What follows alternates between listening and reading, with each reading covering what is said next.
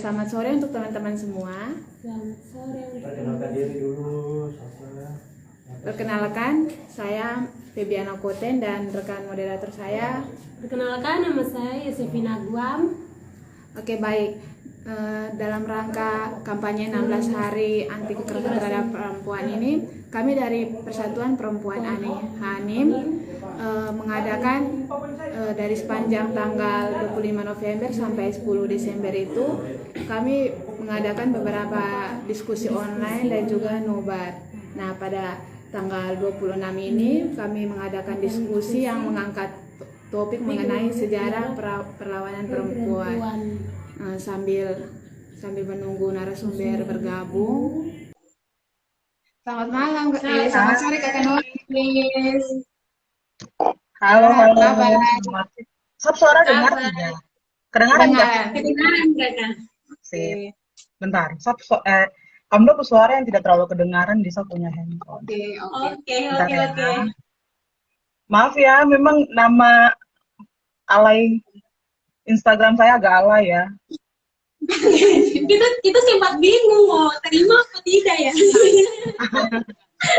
Bentar. Tak coba pakai headset dulu.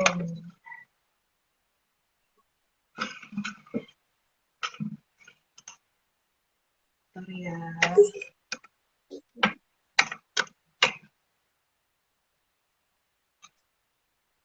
Oke, baik teman-teman, di sini sudah bergabung bersama kita pemateri kita.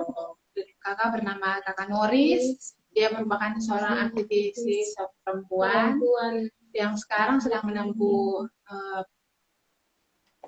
pendidikan S2 di Jogja. Terima kasih Kakak untuk sudah bergabung bersama kami. Sama.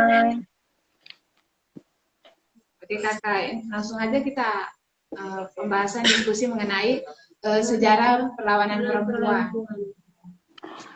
Oke, halo teman-teman kelompok perempuan Hanim. Halo semua.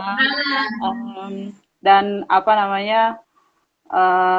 penonton setia Papua Insight. Terima kasih sudah mengundang saya.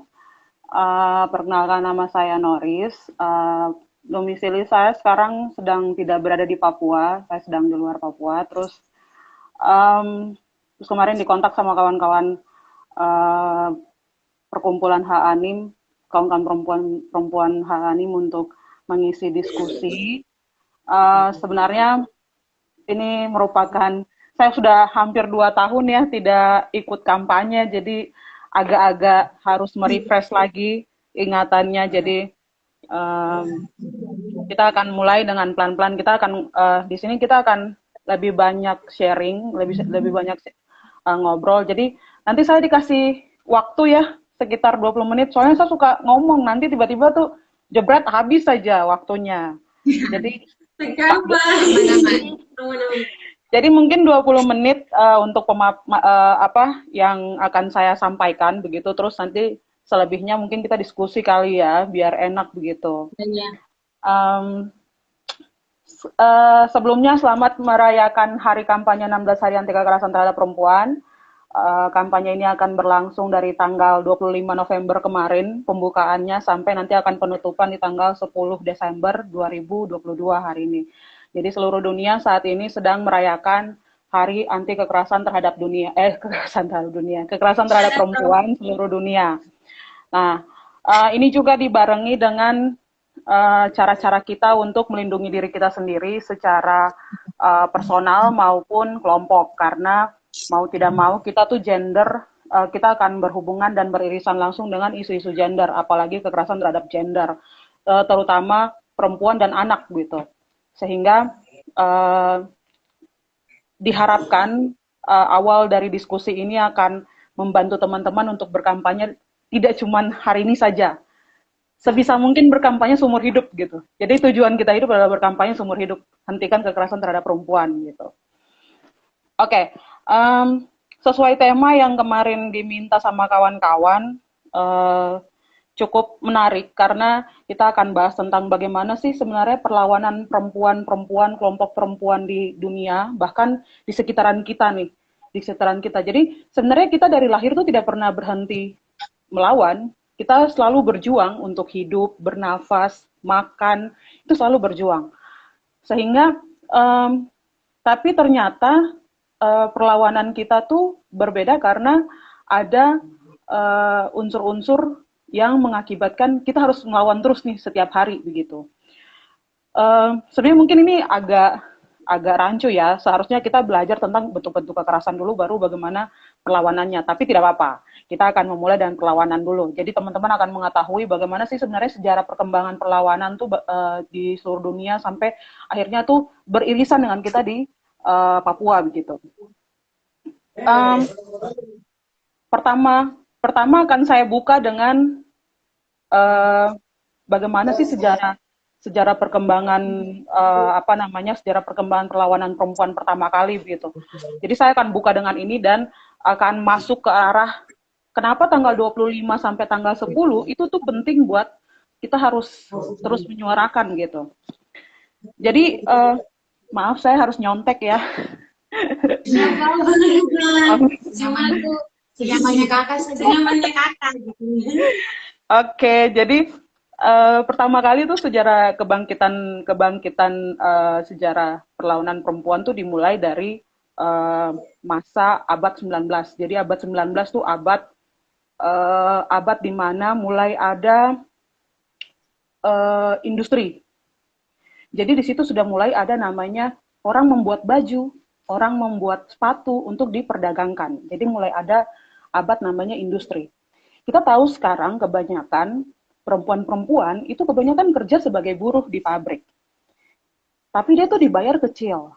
Misalnya ada perempuan buruh hamil, dia dalam keadaan hamil, dia harus bekerja di pabrik, tapi biayanya dia kecil. Padahal dia di dalam keadaan hamil besar. Belum tentu kan perusahaan mau tanggung dia waktu melahirkan di situ kan.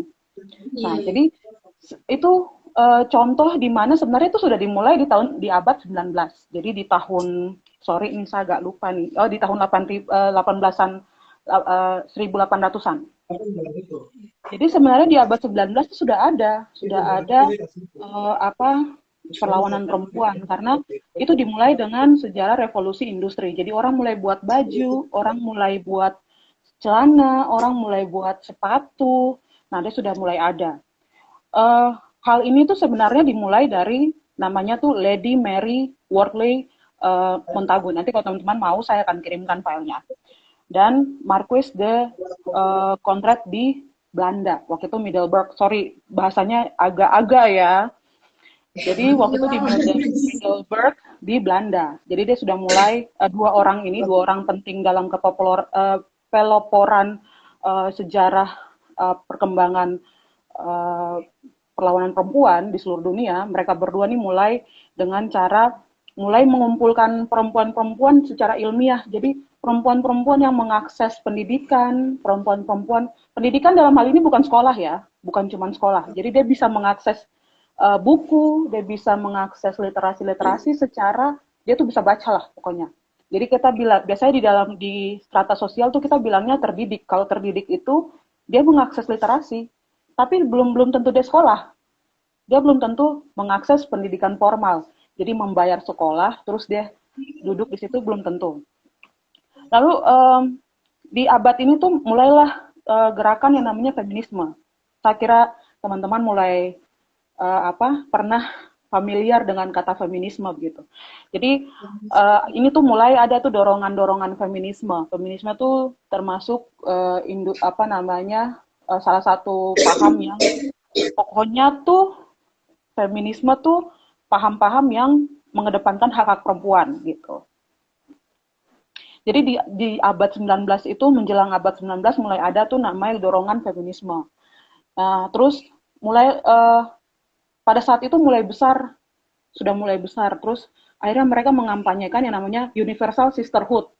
Sisterhood tahu ya, sisterhood itu kayak kalau orang bilang tuh, kita tuh brotherhood. Brotherhood tuh berarti mereka tidak secara bersaudara, kandung, tapi mereka karena merasa bahwa, kita nih bro kayak gitu. Tapi di perkumpulan Eropa ini mereka bilang sisterhood. Jadi mereka bersolidaritas sesama perempuan.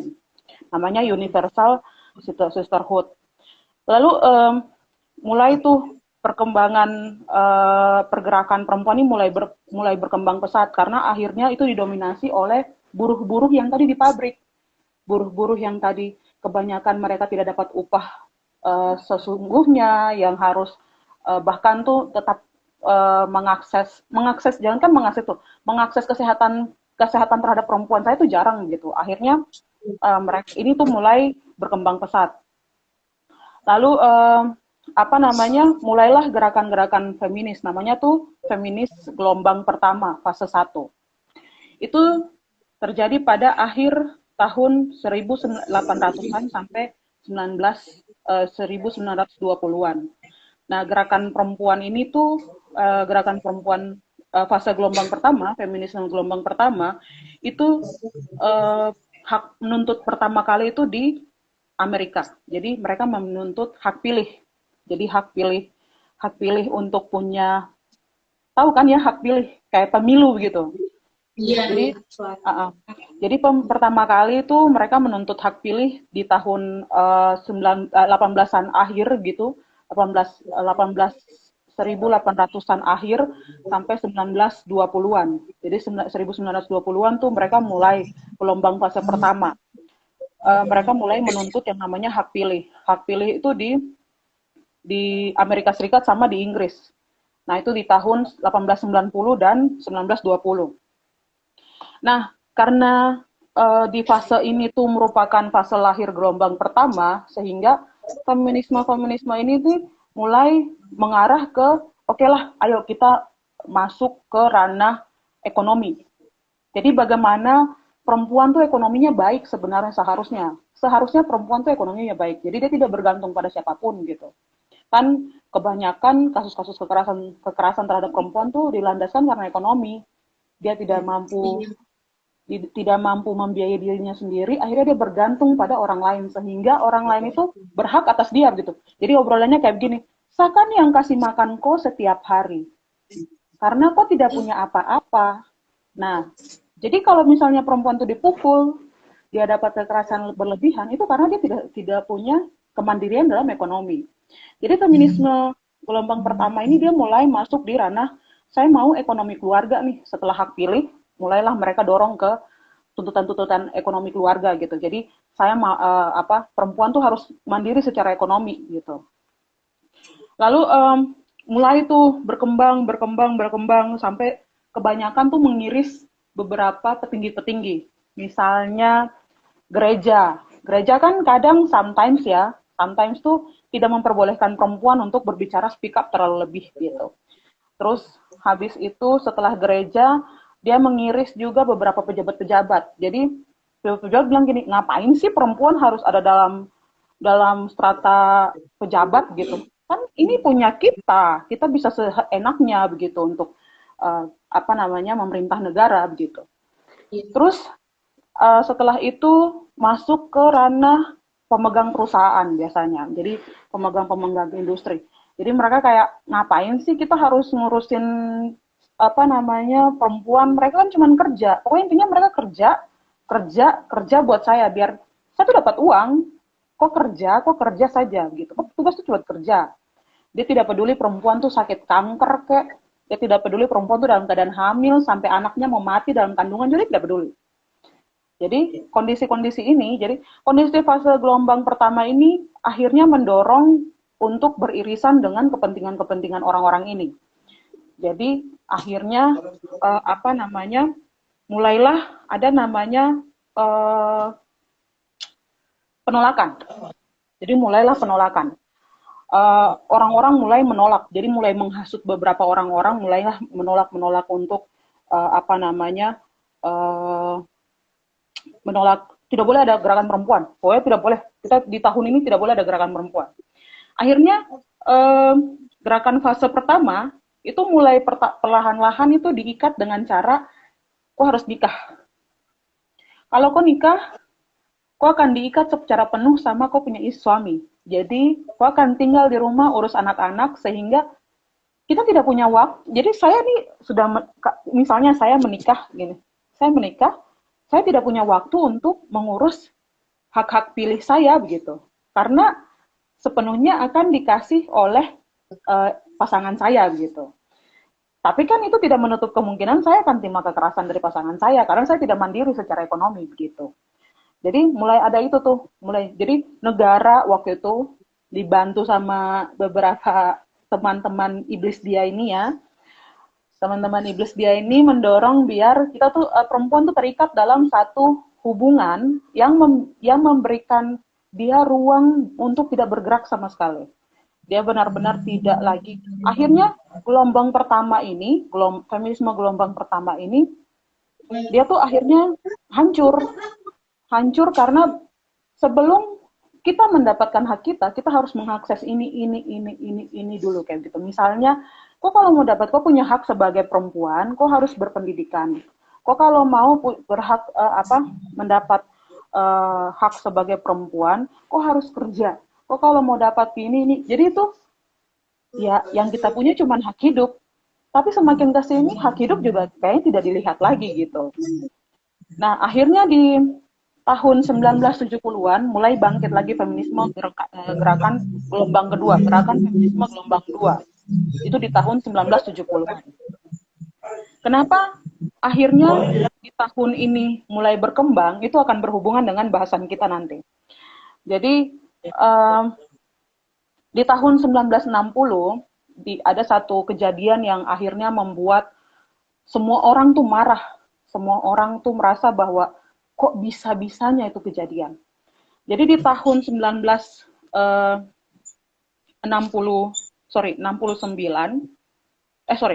di tahun 1960 itu ada kejadian terbunuhnya Mirabal bersaudara. Ini yang asal muasal kenapa kita harus memperingati tanggal 25 November sebagai pembukaan hari 16 hari anti kekerasan terhadap perempuan gitu. Jadi tanggal 25 November 1960 itu ada kejadian pembunuhan 3 orang sekaligus Mirabal bersaudara. Jadi namanya itu yang pertama namanya Patria Mercedes Mirabal, yang kedua namanya Minerva Mirabal, yang ketiga namanya Maria Teresa Mirabal. Jadi mereka bertiga nih cukup berpendidikan. Mereka bertiga nih merupakan orang-orang yang berasal dari, jadi ada satu negara namanya Republik Dominika. Kalau teman-teman nonton Fast and Furious ya, Fast and Furious tuh itu tuh dekat sekali dengan Republik Dominika karena salah satu tokohnya tuh berasal dari Republik Dominika. Jadi Republik Dominika nih bisa dibilang mafia, banyaknya mafia. Jadi ada satu orang, dia akhirnya nanti memerintah berkuasa di Republik Dominika di tahun 50-an sampai 60-an itu. Dia tuh namanya itu Rafael Leonidas Trujillo. Jadi ini orang nih mafia besar di Republik Dominika.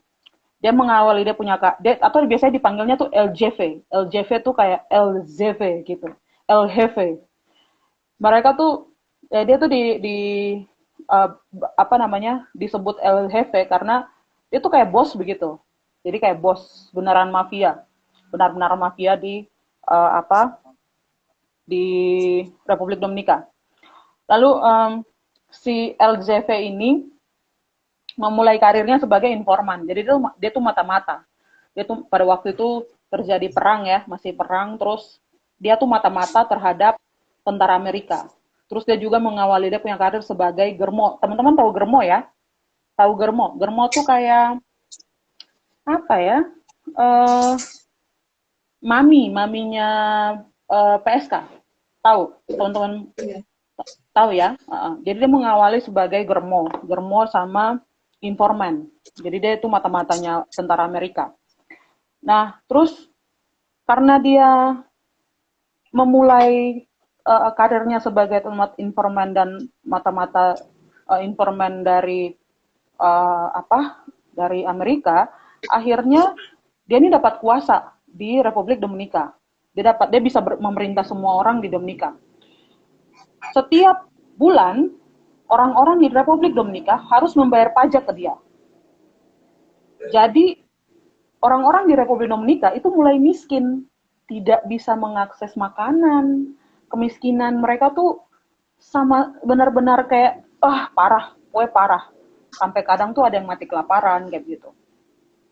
Satu waktu si Minerva Mirabal ini dia tuh kayak dia tuh kayak bertanya-tanya begitu, kenapa sih kita harus bayar pajak ke orang ini mafia, dia penjahat, kok kita harus bayar pajak begitu. Kita kan tidak ada urusannya sama orang ini begitu. Dia juga tidak kerja, dia cuma pencuri dari kita, dia bilang gitu. Terus suatu waktu karena mereka jadi 3 orang ini tuh bapaknya tuh kayak punya ladang besar begitu. Jadi dia kayak tuan tanah, jadi dia memperkerjakan orang begitu. Nah, si Trujillo ini ingin menghancurkan bapaknya Mirabal karena menurut dia tidak boleh ada yang lebih dari saya. Tidak boleh ada yang punya ladang kecuali saya. Di negara ini tidak boleh ada yang punya ladang kecuali saya. Akhirnya dia mulailah dengan cari cara nih, bagaimana saya harus menghancurkan dia punya bisnis keluarga ini begitu. Suatu waktu si Trujillo ini bikin pesta. Dia bikin pesta untuk anak-anak muda datang mabuk-mabukan. Dia bikin, terus yang dia undang itu Mirabal bersaudara. Karena mereka bertiga ini dibilang nona-nona lah ya, nona-nona miss-miss begitu. Jadi belum punya pasangan juga. Akhirnya dia tuh kayak merasa bahwa tidak bisa, saya harus dapat seseorang dari mereka nih, kayak gitu. Jadi untuk dijadikan selir. Jadi untuk dijadikan simpanannya begitu. Ya, Mirabal bersaudara ini perempuan-perempuan terpelajar dan mereka kayak, kenapa saya harus jadi selir sih? Memangnya bagian mana dari saya yang harus kau jadikan sebagai selir begitu? Enak saja kayak gitu. Jadi ya saya juga tidak mau dijadikan selingkuhan dong, kayak gitu kan. Intinya kayak gitu. Nah, terus si Minerva ini bilang kayak gitu, terus dia menolak mentah-mentah. Tidak. Terus si Trujillo ini, si diktator ini, si iblis ini, dia bilang sama keluarganya begini, ya sudah karena dia tidak mau dan itu pengkhianatan, bla bla bla bla, akhirnya dia cari cara untuk menangkap bapaknya. Jadi mereka bertiga harus menanggung bapaknya itu harus masuk penjara. Kalau bapaknya mau keluar, salah satu dari ketiga orang ini harus menjadi pasangan dia, gitu. Jadi kalau mau aman, tidak mau diusik dan segala macam, pokoknya salah satu dari mereka bertiga, dari Patria, Minerva, sama Tresia nih Maria Tresia, bukan Maria Koten ya, Maria Tresia nih harus mau jadi pasangan saya, dibilang kayak begitu. Terus akhirnya dalam kondisi itu mereka juga kayak tidak apa-apa, bapaknya juga kayak tidak, saya tidak akan memberikan salah satu dari anak perempuan saya untuk ke Anda gitu. Karena biar bagaimanapun saya membebaskan mereka. Lalu akhirnya karena terus-menerus kejadian itu, kejadian teror-meneror dan sebagainya, Minerva ini mulai bergabung dalam perlawanan-perlawanan rakyat. Waktu itu Minerva ini anak kedua dan dia yang mengakses pendidikan hukum sehingga dia mengadvokasi banyak orang. Jadi mengadvokasinya bukan cuma sekedar orang ada kasus saya ke sana, tidak. Dia benar-benar mengkonsolidasikan orang-orang bagaimana caranya untuk menggulingkan si LJV ini, si Trujillo ini. Karena rakyat Dominika tuh sangat miskin di bawah pemerintahan dia. Mereka harus membayar pajak terus-menerus setiap bulan gitu. Sehingga mereka juga sangat miskin, tidak bisa mengakses makanan, minuman, kesehatan, pendidikan bahkan kayak gitu. Jadi akhirnya si Minerva ini tergabung dalam gerakan-gerakan rakyat. Lalu si Trujillo ini tahu kalau Minerva nih gabung dalam gerakan rakyat. Akhirnya dia mulai intimidasi, dia mulai intimidasi keluarga dan sebagainya. Kedua kakak beradik yang tadinya tidak bergabung dengan Minerva itu mulai juga ikut. Jadi kakaknya si Patria dan adiknya si Teresa, Maria Teresa, itu juga akhirnya bergabung dalam gerakan rakyat. Meskipun ganjarannya adalah suami mereka berdua, jadi waktu itu yang tersisa nona tuh cuman Minerva. Si Maria Teresa dan si Patria ini sudah bersuami. Akhirnya bersuami. Di dalam jangka waktu itu akhirnya bersuami.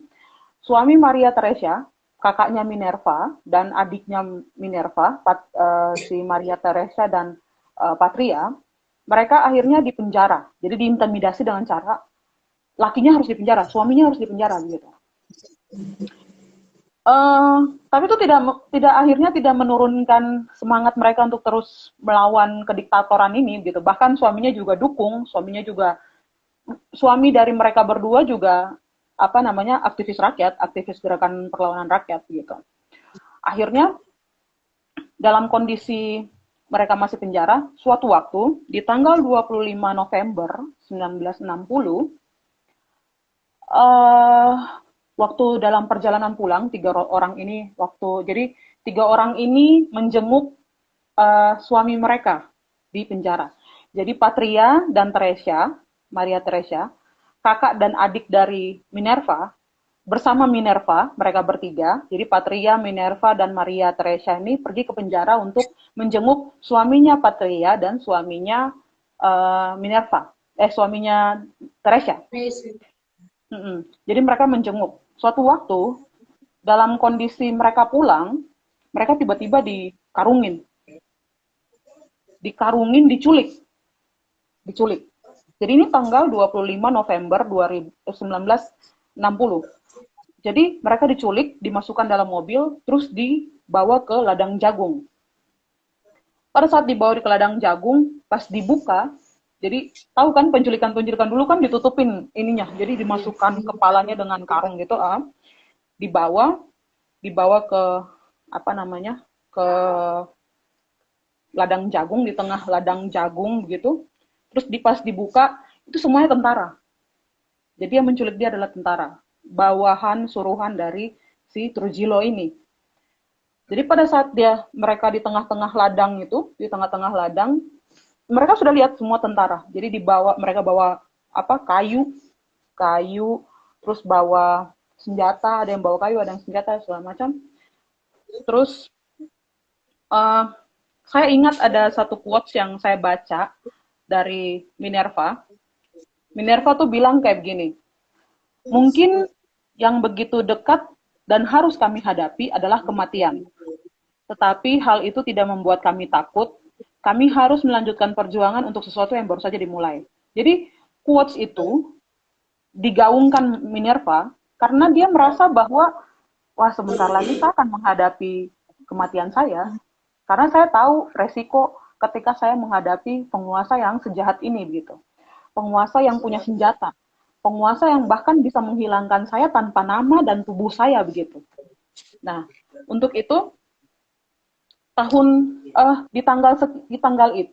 di tanggal 25 November 1960 mereka dibunuh secara brutal oleh tentara. Tiga-tiganya dipukul, saya lupa, tapi saya pernah nonton filmnya. Mereka dipukul di kepala, di badan, pokoknya dipukul dan ditembaki. Setelah dipukul dan ditembaki, mayatnya dimasukkan di dalam mobil dan mobilnya dibuang ke jurang. Jadi seakan-akan kematian itu adalah kecelakaan. Jadi jadi mereka mau bikin kayak berita dibuat itu adalah Mirabal bersaudara ini naik mobil terus jatuh di jurang karena kecelakaan. Padahal mereka dibunuh di ladang jagung, dan itu mereka dibunuh oleh tentara. Tentaranya adalah suruhan dari Trujillo. Mulai dari tanggal 25 November 1960 itu mulai ada gerakan-gerakan perempuan, dan itu kebangkitan terhadap feminisme gelombang kedua. Tadi kan feminisme gelombang pertama dia mengalami kemunduran karena dia beririsan langsung dengan kepentingan-kepentingan penguasa waktu itu. Sehingga mereka harus diikat secara pernikahan lah, diikat secara kontrak, diikat secara bla bla bla bla gitu. Sehingga feminisme gelombang pertama itu akhirnya mundur. Semenjak ada pembunuhan Mirabal bersaudara, itu mulai naik lagi. Akhirnya feminisme gelombang kedua, fase gelombang kedua itu mulai muncul. Karena ini masuk dalam, wah gila, tadinya tuh cuman hak kita sebagai buruh. Sekarang malah orang tuh membunuh perempuan secara brutal, secara senjata, dipukulin, semua kayak begitu. Sehingga ini tuh mulai menaikkan gelombang-gelombang perlawanan perempuan. Dari mana gelombang-gelombang perlawanan perempuan ini muncul? Tentu saja ini dimuncul mulai dari gerakan rakyat yang diikuti oleh Mirabal bersaudara ini. Jadi Minerva, Teresia, sama si Patria ini kan ikut gerakan rakyat di Republik Dominika.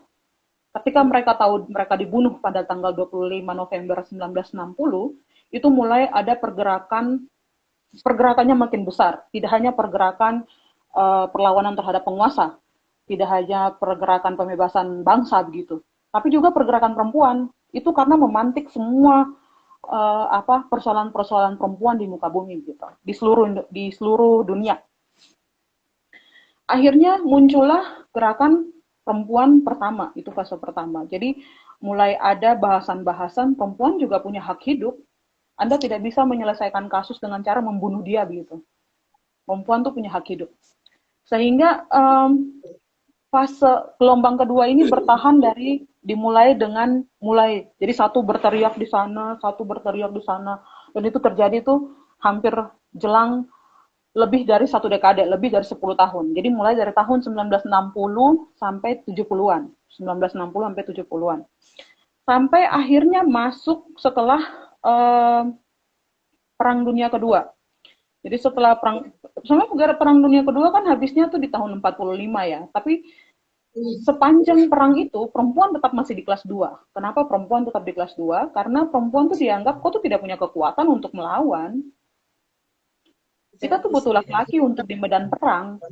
Perempuan tuh yang penting masak aja lah, ngurus anak. Kok petugas tuh melahirkan anak sebanyak mungkin untuk dijadikan petugas buat saya, untuk dijadikan tentara buat saya. Jadi kok tuh harus melahirkan anak laki-laki, terus kok harus masak. Nah itu, jadi di tahun-tahun itu tuh urusan perempuan ya itu ranjang, sumur, dapur.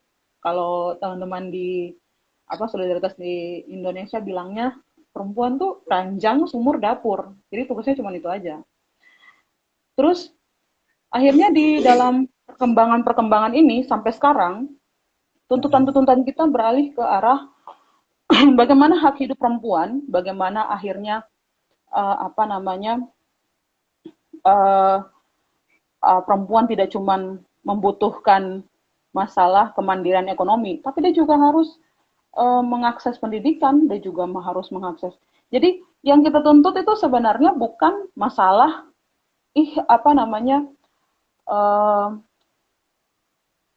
karena kebanyakan orang bilang emansipasi ya. Saya dengarnya tuh emansipasi. Cuman sometimes obrolan emansipasi itu sudah melenceng jauh.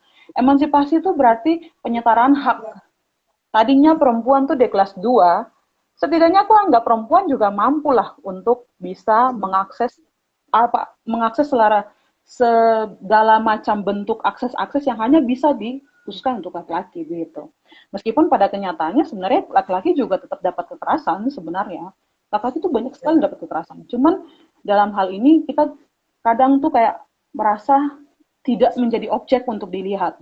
Padahal sebenarnya teman-teman laki-laki juga banyak mendapat kekerasan. Dan sebenarnya juga tidak menutup kemungkinan pelaku kekerasannya adalah perempuan gitu. Tapi mungkin karena contoh kasusnya lebih banyak, sebenarnya data lebih banyak itu perempuan yang melapor ya. Jadi kebanyakan gerakan-gerakan perempuan tuh hanya menitik beratkan di bagaimana hak-hak perempuan gitu. Padahal sebenarnya hak-hak perempuan ya seperti itu. Jadi kita itu lebih baik untuk mengakses, lebih baik bersolidaritas untuk menuntut hak-hak kita gitu. Iya, itu akan beririsan lagi terhadap bagaimana gerakan-gerakan perempuan kulit hitam. Jadi ini berbeda. Kita akan berbeda lagi ngobrol tentang bagaimana gerakan perempuan kulit hitam, bagaimana gerakan perempuan buruh, bagaimana. Jadi di sini akan saya garis bawahi untuk menutup diskusi ini kepanjangan ya, Wak. Ini udah mau 30 menit, Wak. Jadi 30 menit lebih malah. Jadi untuk menutup pemaparan saya ya, ini nanti biar kita diskusi lebih enak ya. Penutupan pemaparan saya tuh, saya tuh selalu percaya sih sebenarnya kalau kita semua tuh calon korban. Jadi bagaimana caranya biar kita tidak menjadi korban, ya kita harus melawan. Manusia itu cuma punya dua cara untuk menghadapi kekerasan. Satu, dia diam saja dan ikut arus. Yang kedua, melawan. Nah, teman-teman tinggal pilih nih dari dua ini nih, bagaimana caranya. Kalau satu mau ikut arus dan terus-menerus ikut dapat kekerasan, ya silakan gitu. Itu hak teman-teman gitu untuk memilih. Tapi kalau melawan, ya berarti kita harus terus membangun solidaritas gitu. Tapi jangan lupa juga didasari dengan beberapa pengetahuan-pengetahuan. Sehingga kita tidak menindas teman-teman kita. Gitu. Ya, saya rasa itu dulu ya. Nanti kita akan bahas lebih banyak lagi gitu. Yang yang harus kita bahas gitu. Oke. Itu kayak cerita ya, Wak.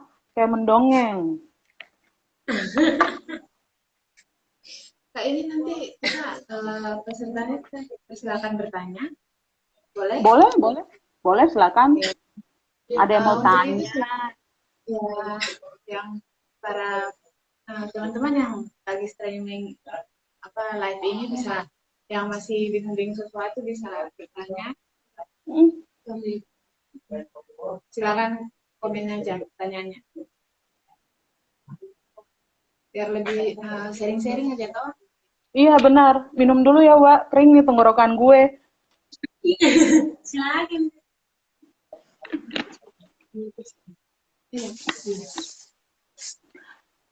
Atau kalian berdua mau tanya juga silakan, teman-teman yang di dalam live juga kalau mau tanya silakan.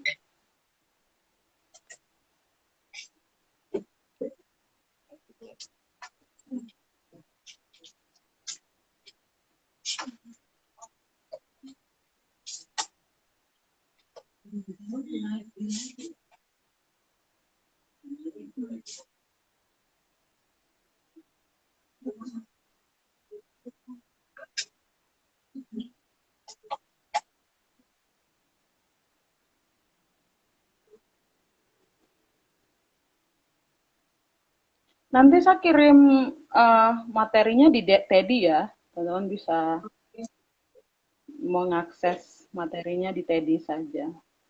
Soalnya ini dalam bentuk Word, saya sempat menulis soalnya, merangkum.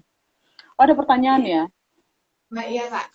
Ini ada pertanyaan dari Kak Sina. Kakak dia bertanya, dilihat dari beberapa kasus di Papua, banyak perempuan yang diam ditindas karena mungkin punya masa lalu buruk. Nah, satu hal yang saya mau tanyakan, apakah boleh melawan atau diam dan ikut? Ini jadi kan Kak, maksudnya itu dia, maksudnya kayak masa lalunya itu buruk. Ya, terus ada kasus kekerasan terhadap dia itu, kira-kira bagaimana? Boleh bisa melawan atau hanya bisa diam aja gitu? Oke. Seperti tadi saya bilang tentang satu percaya namanya kita semua calon korban, sehingga kita cuma punya dua cara untuk menghadapi kekerasan. Satu diam saja, satu melawan. Ini akan ngobrol tentang perspektif korban. Kalau kita bilangnya tuh penyintas, saya bilangnya penyintas ya. Kalau perspektif korban tuh kan kita sebagai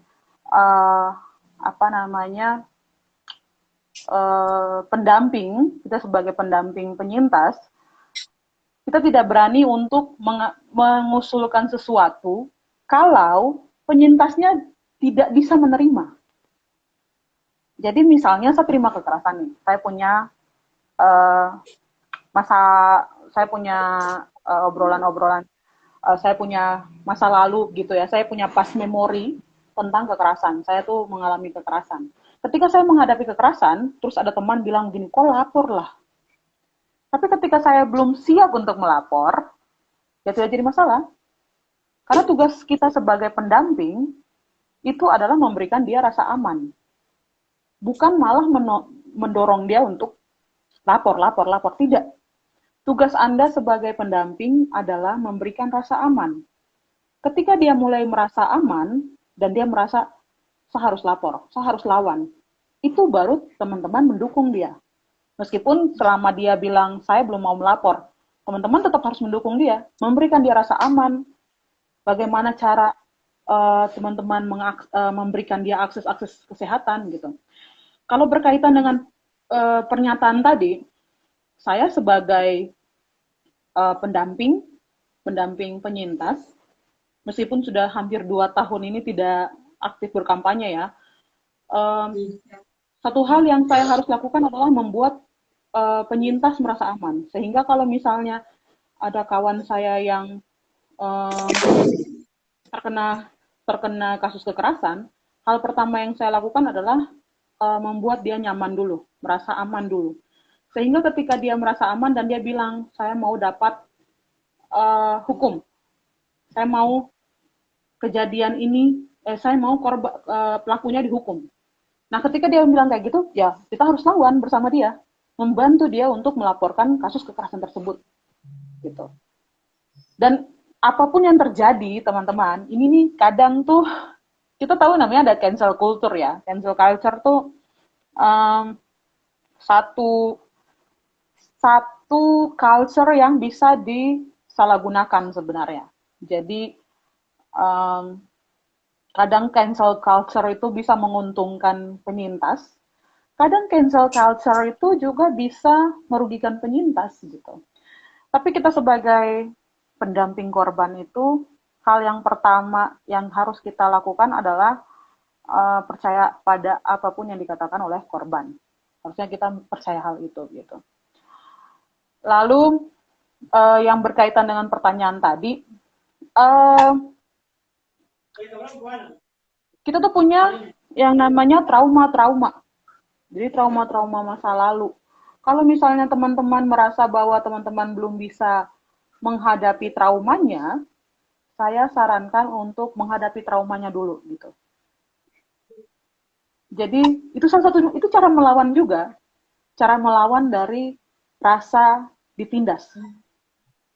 Sehingga mungkin karena dia takut, dia pernah dapat kasus kekerasan seksual, misalnya kasus kekerasan seksual, itu kejadiannya cuma mungkin kejadian cuma 1 menit, 1 detik, 1 jam, 1 hari, tapi dia ingat seumur hidup.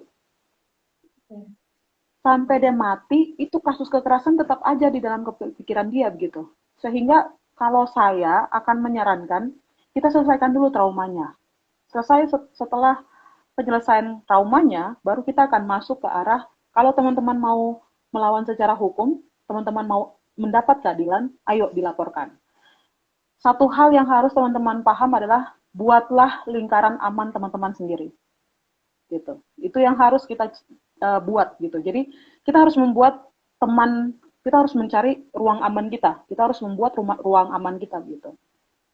Sehingga kalau misalnya terjadi kekerasan-kekerasan, teman-teman bisa mengakses ruang-ruang amannya gitu. Sehingga kalau misalnya sudah selesai traumanya, ya teman-teman silakan mendapat akses. Karena melawan trauma teman-teman itu juga bentuk perlawanan gitu.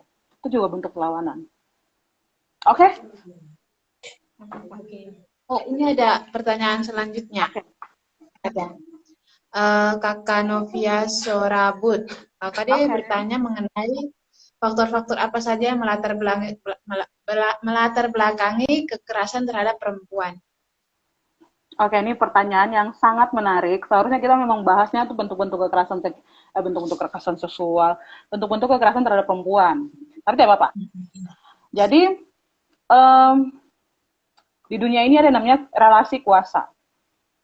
Relasi kuasa tuh bisa uang, bisa tubuh, bisa jadi harta, jabatan, kayak gitu. Itu yang namanya relasi kuasa.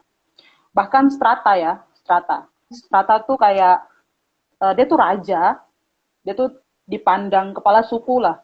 Dipandang kepala suku, dia juga bisa melakukan kekerasan terhadap perempuan. Jadi ada yang namanya relasi kuasa. Semakin dia bisa mengakses tubuh seorang perempuan, dia semakin puas. Itu terjadi pada pemerkosaan. Kita anggaplah, kita turunkanlah ya bahasa ini ke arah secara fisik yang bisa kita lihat itu pemerkosaan. Pemerkosaan itu kejadiannya perempuan, ya, jadi tubuh seseorang ketika dia diperkosa, dia kan pasti berontak ya. Maksudnya kayak, saya tidak mau segala macam, pasti berontak, pukul dan segala macam gitu. Tapi kan yang si pemerkosa ini selalu bisa menahan kekuatannya, jadi menggunakan kekuatan untuk mengikat si orang yang diperkosa gitu. Semakin dia bisa ditahan kekuatan yang diperkosa, orang yang memperkosa itu semakin puas, merasa bahwa gila, Sani berkuasa atas tubuh seorang gitu. Nah, itu terjadi juga pada kasus-kasus kekerasan yang lain. Misalnya, semakin saya tidak bisa mengakses kemandirian ekonomi, saya tidak punya uang nih, misalnya. Jadi, misalnya saya bilang sama sepupu, pacar, hayalan, bilang gini, Mas, panggil Mas ya, Mas, saya mau beli ini, mau beli jepitan rambut, tapi saya tidak ada uang. Terus jawaban dari saya pacar kayak gini, begitu saja, kok tidak punya uang? Kemarin kan tuh suka kasih uang, akhirnya dipukul. Dia dipukul, perempuan dipukul, saya dipukul. Karena dia beranggapan bahwa saya tidak punya uang, yang punya uang dia. Saya tidak punya uang secara mandiri. Sehingga ya sudah saya terima karena memang saya tidak punya uang. Saya tidak punya uang. Itu kejadian di mana beberapa orang beranggapan bahwa saya pukul kok karena saya bayar kok mas kawin. Ya kan? Itu kejadian bentuk nyata. Jadi saya bayar kok lunas di kopuk keluarga, saya mau pukul kok, saya mau bunuh kok, itu saya urusan. Itu kejadian. Makanya ada namanya relasi kuasa. Nah, ada ini faktor yang paling sangat-sangat mendukung terjadinya kekerasan terhadap perempuan karena ada relasi kuasa. Semakin bisa mengatur tubuh orang lain, semakin bisa mengatur tubuh perempuan, dia akan berkuasa terhadap tubuh perempuan itu. Sehingga kekerasan dalam bentuk apapun itu bisa diterima sama perempuannya. Gitu. Seperti itu. Apakah menjawab?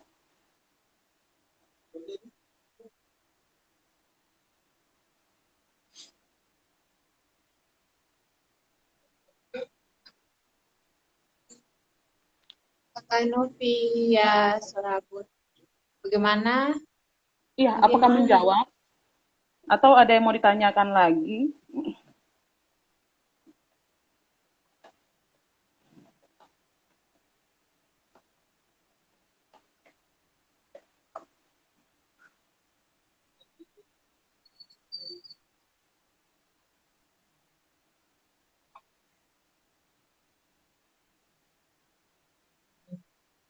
Kayaknya sudah tidak ada yang bertanya lagi. Oke. Waktu juga sudah. Jadi nanti kita ada diskusi selanjutnya. Oke, boleh. Oke.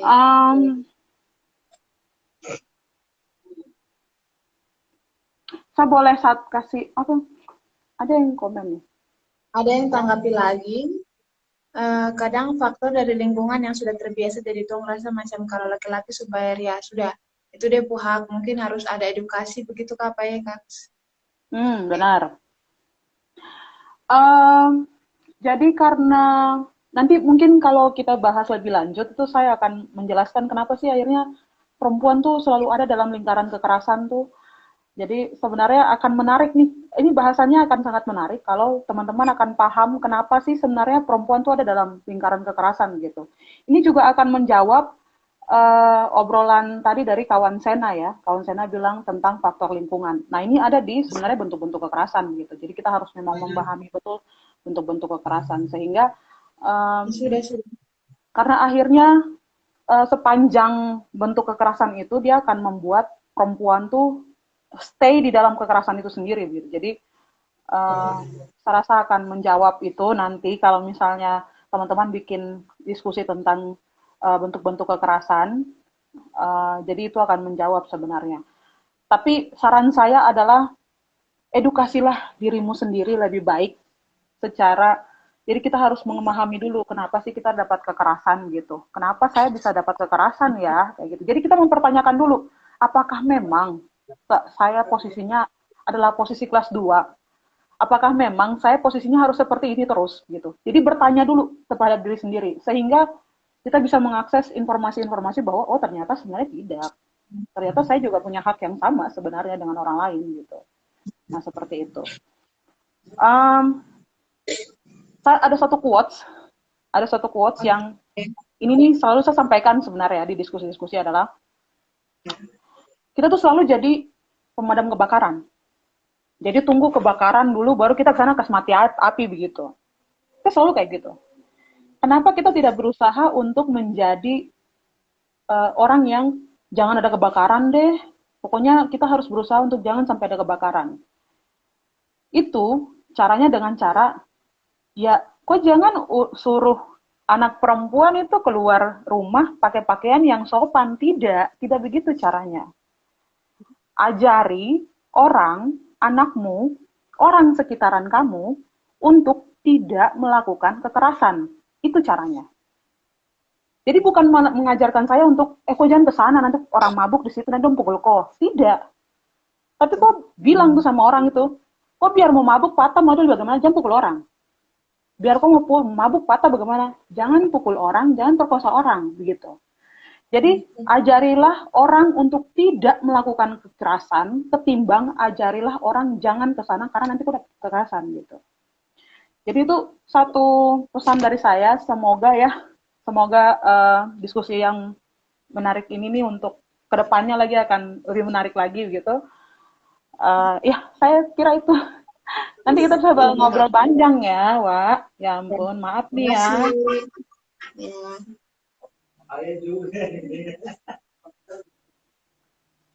Oke, makasih buat Kakak Nori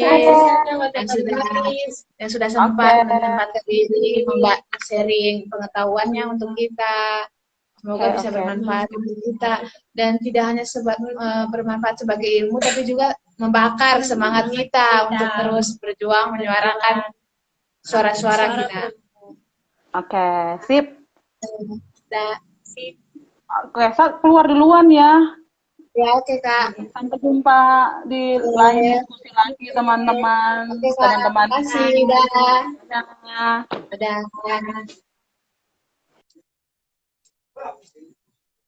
Oke teman-teman semuanya, kita sudah sama-sama melalui diskusi tadi. Selanjutnya akan ada diskusi selanjutnya pada tanggal 29 November tentang kita mengangkat tema tentang kekerasan terhadap perempuan.